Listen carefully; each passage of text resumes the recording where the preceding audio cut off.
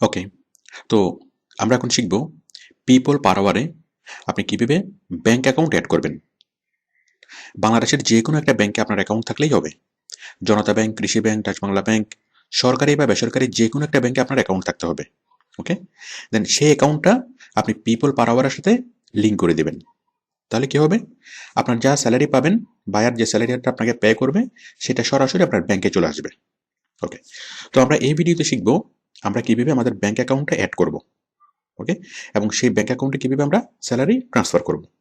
আচ্ছা, তো আমরা আমরা ধারাবাহিকভাবে বিষয়টা শিখব। আমরা প্রথমে দেখব যে বায়ার স্যালারি যেটা পে করবে সেই স্যালারিটা কোথায় থাকবে।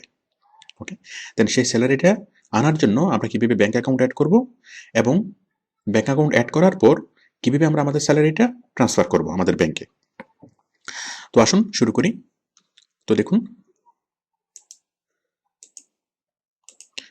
ব্যাংক অ্যাকাউন্ট অ্যাড করার জন্য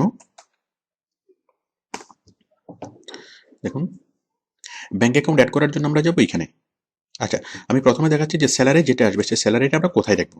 গেট পেড, মানে বায়ার যখন আপনাকে পে করবে সেই পেমেন্টটা আপনি কোথায় দেখবেন।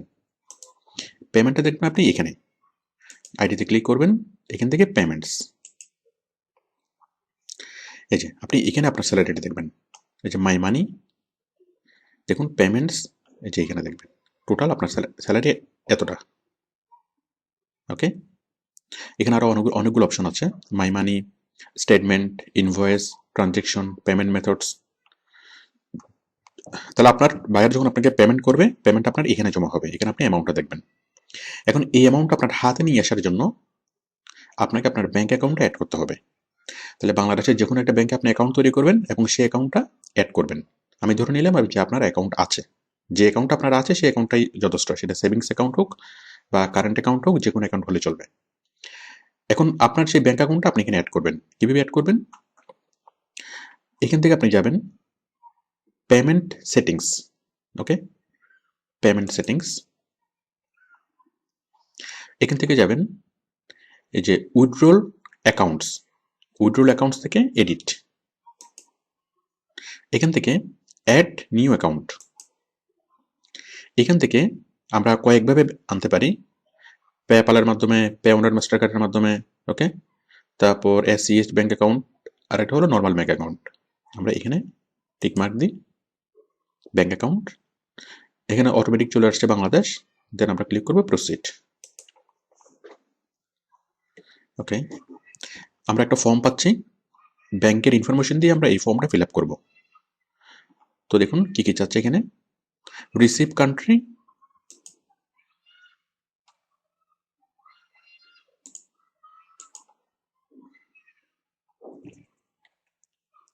রিসিভ কারেন্সি, মানে কোন কারেন্সিতে আপনি পেমেন্টটা রিসিভ করবেন। তো আমরা সবসময় ইউএসডিতে আমরা পেমেন্টটা রিসিভ করব, ইউএস ডলারে। ওকে, তারপর হলো এরপরে দেখেন ব্যাংক নেম, আপনার কোন ব্যাংকে আপনার অ্যাকাউন্ট আছে সেই ব্যাংকের নামটা লিখবেন, পুরো নামটা। আমি ধরে নিচ্ছি Dutch Bangla bank, Dutch Bangla bank limited. Okay, তারপর হচ্ছে payee, your full name or legal or company name. আপনার ফুল নেম কি, আপনার ফুল নেমটা লিখবেন যেভাবে আপনার মানে ব্যাংক অ্যাকাউন্টে যেভাবে লেখা আছে সেভাবে আপনার ফুল নেমটা লিখবেন। অ্যাকাউন্ট নাম্বার, আপনার ব্যাংক অ্যাকাউন্টের ফুল ব্যাংক অ্যাকাউন্টটা লিখবেন, অ্যাকাউন্ট নাম্বারটা। ব্যাংক কোড, ব্যাংক কোড মানে হলো আপনার ব্যাংকের সংক্ষিপ্ত নামটা, যেমন ডাচ বাংলা ব্যাংকে কি বলা হয়, DBBL, DBBL। ওকে, এভাবে প্রত্যেকটা ব্যাংকের একটা ব্যাংক কোড থাকে।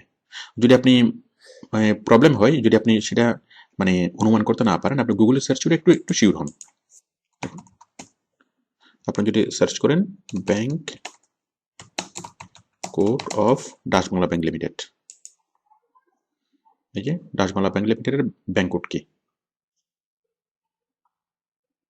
ওকে, আপনি গুগলে সার্চ করে পাবেন যে কোনো ব্যাংকের ব্যাংক কোড। আচ্ছা, তাহলে ডাচ বাংলা ব্যাংকের ব্যাংক কোড হলো DBBL, মানে সংক্ষিপ্ত নামটা ব্যাংকের। আচ্ছা, এরপর হচ্ছে ব্রাঞ্চ কোড, প্রত্যেকটা ব্রাঞ্চের একটা কোড থাকে, যেমন ডাচ বাংলা ব্যাংকে বাংলাদেশে 300টা ব্রাঞ্চ আছে।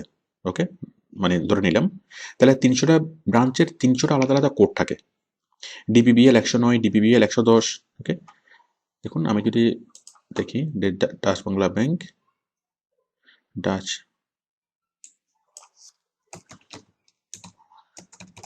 বাংলা ব্যাংক ধানমন্ডি ব্রাঞ্চ, মানে ধানমন্ডি ব্রাঞ্চের নাম্বার কত? ডাচ বাংলা ব্যাংক,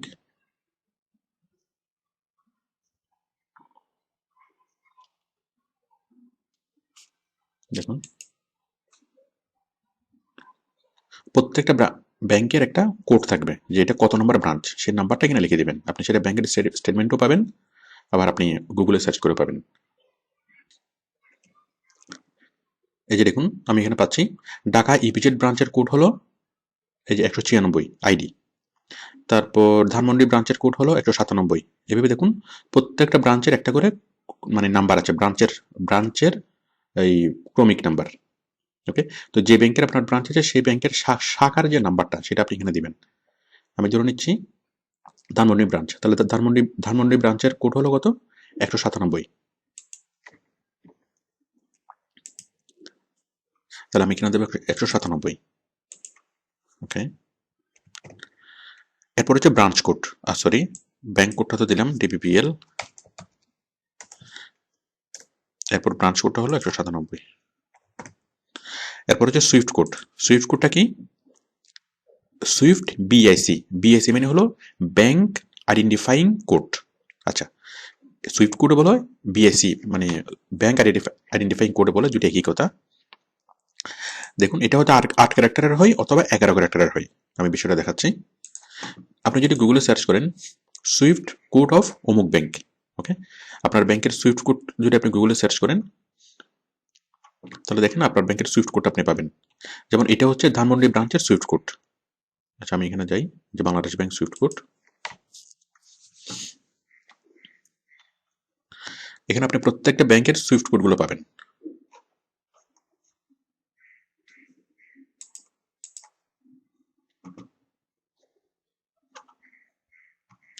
এখানে দেখেন এই যে গুলশান ব্রাঞ্চের সুইফট কোড হলো, যে Gulshan branch Dutch basic bank limited Swift code হলো এটা।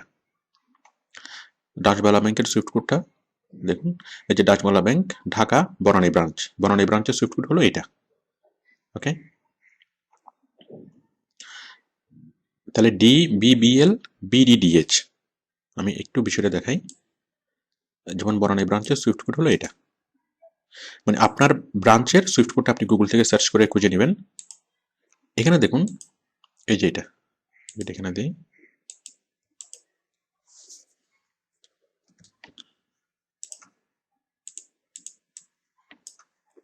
দেখুন এখানে দুইটা অংশ। এই যে একটা অংশ হলো এটা, এটা হচ্ছে ব্রাঞ্চের কোডটা, ওকে, যেটা আমরা একটু আগে জেনেছিলাম সুইফট কোডের সাথে এটা অ্যাটাচ করা থাকে। এটা হলো ডিবিবিএল বিডিডিএইচ। দেখুন ডিবিবিএল হলো কি? ব্যাংকের কোড। ডিবিবিএল মানে হলো ডাচ বাংলা ব্যাংক লিমিটেড। এটা হচ্ছে কান্ট্রি কোড। এটা কি? বিডি মানে বাংলাদেশ, ডিএইচ মানে ঢাকা লোকেশন। ওকে, তাহলে একটুকু দেখে বোঝা যাচ্ছে যে এটা কোন ব্যাংক, কোন দেশে অবস্থিত এবং কোন শহরে অবস্থিত। ওকে, এবং এটা কি সেটার নাম্বারটা, মানে ঢাকা শহরে তো অনেকগুলো ব্রাঞ্চ আছে, তার মধ্যে এটা কত নম্বর ব্রাঞ্চ, তার মানে জাস্ট একটুকু দিয়ে পুরো ব্যাংকটাকে আইডেন্টিফাই করা যাচ্ছে। তো এটাকে বলা হয় সুইফট কোড। তো এটার ক্যারেক্টার কোডটা দেখেন 1 2 3 4 5 6 7 8, 8 সংখ্যার হয়, অথবা এই আপনার সুইফট কোড সহ মানে ব্যাংকের কোড সহ 11টা কোড হয়। আপনি চাইলে 8টা দিতে পারেন, চাইলে আপনি 11টা পুরোটা দিতে পারেন। আমি 8টা দিচ্ছি, ডিবিবিএল বিডিডিএইচ। আপনি জাস্ট গুগলে সার্চ করবেন, সার্চ করে আপনার ব্যাংকের ব্রাঞ্চের যে কোডটা, ওকে, সেই ব্রাঞ্চের কোডটা আপনি পুরোটা কপি করবেন, কপি করে জাস্ট আপনি দিয়ে দিবেন। ওকে, তো আশা করি আপনি এটা পারবেন। সুইফট কোড বা ব্যাংক আইডেন্টিফাইং কোডটা আপনি দিয়ে দিতে পারবেন। আচ্ছা, এরপর হচ্ছে এডিশনাল ইনফো, এখানে কোনো কিছু না গেলেও চলবে। তারপর হচ্ছে beneficiary details, address line 1, address line 2, city. এখানে আপনার ব্যাংকে আপনার যেভাবে অ্যাড্রেস দেওয়া আছে আপনি সেভাবে অ্যাড্রেসটা দিবেন। তারপর সিটি, পোস্ট কোড। ওকে, পোস্ট কোড কীভাবে বের করবেন আমি সেটা আগে দেখিয়েছি। আপনি জাস্ট আপনার এলাকা, যেমন post code of Dhanmondi, post code of Dhanmondi Dhaka, আপনি যে আপনার এলাকার নামে এভাবে পোস্ট কোড লাগলে সরাসরি এভাবে চলে আসবে। এই যে ধানমন্ডির পোস্ট কোড হলো 1209। ওকে? আপনি জাস্ট গুগলে সার্চ করে আপনার পোস্ট কোডটা খুঁজে নেবেন। পোস্ট কোডটা খুঁজে আপনি এখানে দিবেন পোস্ট কোড। এরপর হচ্ছে কান্ট্রি, তারপর হচ্ছে ডেট অফ বার্থ। সবকিছু ফিল আপ করে সাবমিট। ওকে? সাবমিট করলেই কি হবে? আপনার ব্যাংক অ্যাকাউন্টটা মানে আপনার ব্যাংক অ্যাকাউন্টে অ্যাড হয়ে যাবে। কোথায়? আপনার ব্যাংক অ্যাকাউন্টটা পিপল পার আওয়ারের সাথে অ্যাড হয়ে যাবে। ওকে? পিপল পার আওয়ারের সাথে অ্যাড হয়ে গেল। তো আপনি আশা করি আপনি একটা ব্যাংক অ্যাকাউন্ট তৈরি করতে পারবেন এবং সেই ব্যাংক অ্যাকাউন্টটা পিপল পার আওয়ারের সাথে অ্যাড করতে পারবেন। বিষয়টা খুবই সহজ। আচ্ছা, অ্যাড করেছেন। এখন আমরা ট্রান্সফার করব। যে পেমেন্টটা আপনার আছে সেই পেমেন্টটা আপনি আপনার ব্যাংকে ট্রান্সফার করবেন। তো দেখুন কিভাবে ট্রান্সফার করার জন্য আমরা যাব এখানে আবার পেমেন্টসে। ওকে? এখন আমরা আমাদের ব্যালেন্সটা ট্রান্সফার করব। ট্রান্সফার করার জন্য আমরা জাস্ট ক্লিক করব এখানে withdrawal funds. Okay? Withdrawal funds. যখন আপনার এখানে ব্যালেন্স আসবে তখন এই উইথড্রল ফান্ডসটা আপনার এখানে অ্যাক্টিভ হবে। আমরা ইউএসডিতে এটা তুলব। আপনার যত টাকা আসছে সেই টাকাটা আমরা ইউএসডিতে তুলব। তাহলে ইউএসডির পাশে জাস্ট আপনি কি ক্লিক করবেন উইথড্রল ফান্ডস। উইথড্রল ফান্ডস আসবে। আসার পর আপনার একটা অপশন দেখাবে যে আপনি কি ব্যাংকে ট্রান্সফার করবেন। যেহেতু আপনি একটা পেমেন্ট মেথড অ্যাড করেছেন শুধুমাত্র ব্যাংক, আপনার ব্যাংক অ্যাকাউন্টে দেখাবে যে আপনার মানে আমরা আপনার অমুক ব্যাংক অ্যাকাউন্টে ট্রান্সফার করছি। ওকে? আপনার ব্যাংকের নামটা দেখাবে, ব্যাংকের অ্যাকাউন্টটা দেখাবে। এগুলো অটোমেটিক্যালি আসবে যেহেতু আপনি একবার অ্যাড করছেন। আপনি জাস্ট একটা ওকে করলেই হবে, সাথে সাথে আপনার ব্যাংক অ্যাকাউন্টে চলে আসবে। মানে আপনার এখান থেকে ব্যালেন্সটা চলে আসবে আপনার ব্যাংকে। ব্যাংকে 4 দিন পর মানে 4 কার্য দিবস পর সেটা আপনার ব্যাংক অ্যাকাউন্টে অ্যাড হবে। ওকে? তাহলে আপনি যদি একবার ব্যাংক অ্যাকাউন্ট অ্যাড করে রাখেন, একবার ব্যাংক অ্যাকাউন্ট অ্যাড করে রাখলেই যথেষ্ট। বারবার আপনাকে এটা অ্যাড করতে হবে না। প্রত্যেকবার যখন আপনি ব্যালেন্স ট্রান্সফার করবেন জাস্ট ক্লিক করবেন উইথড্রল ফান্ডস। এরপর আরেকটা অপশন আসবে, সেটাতে ক্লিক করবেন। ক্লিক করলে কি আপনার টাকাটা ব্যাংকে চলে আসবে 4 দিন পর। এরপর যখন আপনি এটা মানে চাইবেন, ঠিক ব্যাংক যেভাবে স্টেটমেন্ট দেয় পিপল পার আওয়ার থেকে আপনি এভাবে স্টেটমেন্ট পাবেন। স্টেটমেন্ট কোথায় পাবেন? ওই যে এই যে statement, invoice, transaction history, payment methods অনেক কিছু আপনি এখানে পাবেন। দেখুন এই যে statement, your statement of January এত, ইনকাম কত করছেন, পিপল পার আওয়ারের ফি কত, মানে সার্ভিস ফি কত, পেমেন্ট কত, আদার ফি কত, টোটাল আপনাকে ব্যাংক যেভাবে স্টেটমেন্ট দেয় সেভাবে আপনাকে স্টেটমেন্ট দেবে। ওকে? আপনি এভাবে বিভিন্ন বিষয়গুলো ক্লিক করে করে দেখবেন। এই যে এখানে আপনার ট্রানজাকশন হিস্ট্রিগুলো দেখাবে, কখন কোথায় কিভাবে কত টাকা মানে ট্রান্সফার করছেন। ওকে? আচ্ছা, তো আমরা বুঝলাম যে আমরা কিভাবে মানে টাকাটা কিভাবে পাবো, দেন ব্যাংক অ্যাকাউন্ট কিভাবে অ্যাড করব এবং সেই ব্যাংক অ্যাকাউন্টে আমরা আমাদের ব্যালেন্সটা কিভাবে ট্রান্সফার করব। আচ্ছা, আমরা তো শুধুমাত্র ব্যাংক দেখলাম, বাট পিপল পার আওয়ারে আপনি ব্যাংক ছাড়াও মানে বাংলাদেশের সাথে পিপল পার আওয়ারের সরাসরি চুক্তি আছে বাংলাদেশ ব্যাংকের সাথে। বাংলাদেশের যে কোনো ব্যাংকে আপনি পিপল পার আওয়ার থেকে পেমেন্ট ট্রান্সফার করতে পারবেন। এখন যদি আপনার বয়স কম হয়, যদি আপনার ব্যাংক অ্যাকাউন্ট না থাকে, তাহলে সেক্ষেত্রে আপনি ব্যাংক অ্যাকাউন্ট ছাড়া অন্য অন্য মাধ্যমেও আপনি অ্যাকাউন্টটা ব্যালেন্সটা ট্রান্সফার করতে পারবেন। যেমন মাস্টার কার্ড, পেপাল। ওকে? আরও অনেকগুলো মেথড আছে, আমি পরবর্তী ভিডিওতে সেই মেথডগুলো বলবো যে ব্যাংক অ্যাকাউন্ট ছাড়া আপনি কীভাবে পেমেন্ট ট্রান্সফার করবেন। যদি আপনার ব্যাংক অ্যাকাউন্ট থাকে তো আর কোনো সমস্যা নেই, আপনি সরাসরি ব্যাংক অ্যাকাউন্টে ট্রান্সফার করবেন, অন্য মেথডগুলো আপনার না দেখলেও চলবে। ওকে? আর যদি আপনার ব্যাংক অ্যাকাউন্ট না থাকে তাহলে আপনি অন্য কোনো মেথড আপনি ব্যালেন্সটা ট্রান্সফার করতে পারবেন। এগুলো আমি পরবর্তী ভিডিওতে দেখাচ্ছি। ওকে? Thank you.